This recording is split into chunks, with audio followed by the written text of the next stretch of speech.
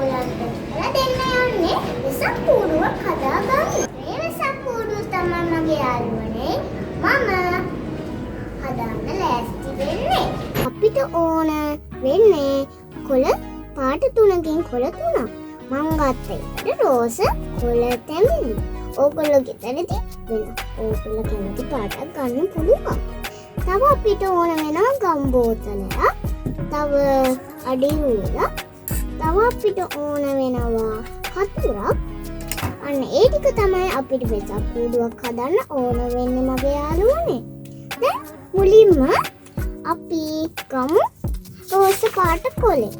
රෝස පාට කොලේ අරන් අපි මුලින්ම ගානට මෙන්න මේ එහෙම අපි ගන්න ඕන කොලේ. එහෙම ගානට අරගන්න ඕන.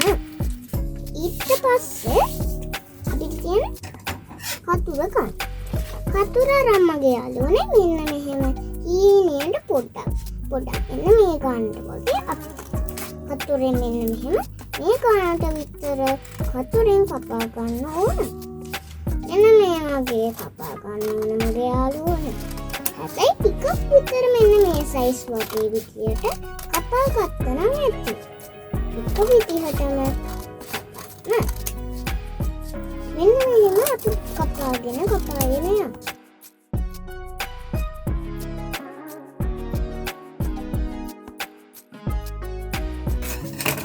දැන් අපි මෙහෙම කපා ගත්තා. දැන් අපි කතර තියලා අපි ඇතුළු කොටස හදාගන්න තෙමිලි පාට කොලේ ගමු. ඒකෙදි මගේ යාළුවනේ මෙන්න මෙහෙම තියාගන්න ඕන. දැන් මේ කොලේ අරන් ඩක් විතර පොඩි හිඩසක් මේ වගේ යටිනු යොදුනේ තියලා කම් ටිකක් ගාගමු. දැන් යාළුවනේ අපි කම් පොතේ අරගෙන මෙන්න මෙහෙම මේ කොටස ගන්න ඕන.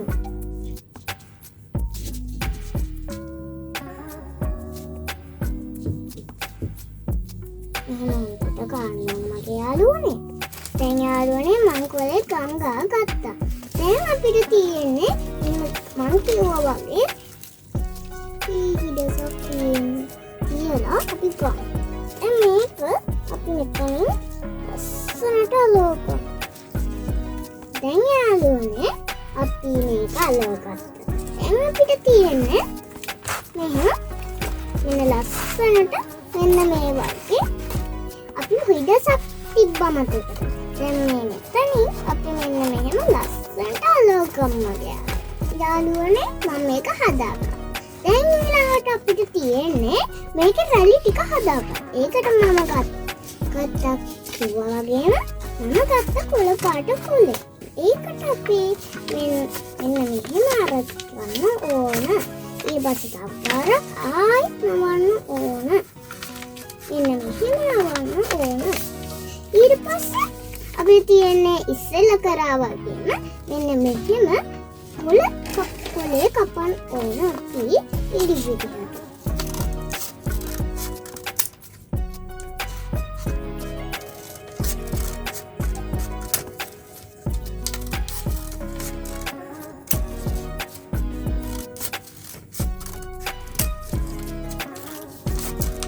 අපි කණ්ඩ කපා ගන්න යාළුවනේ.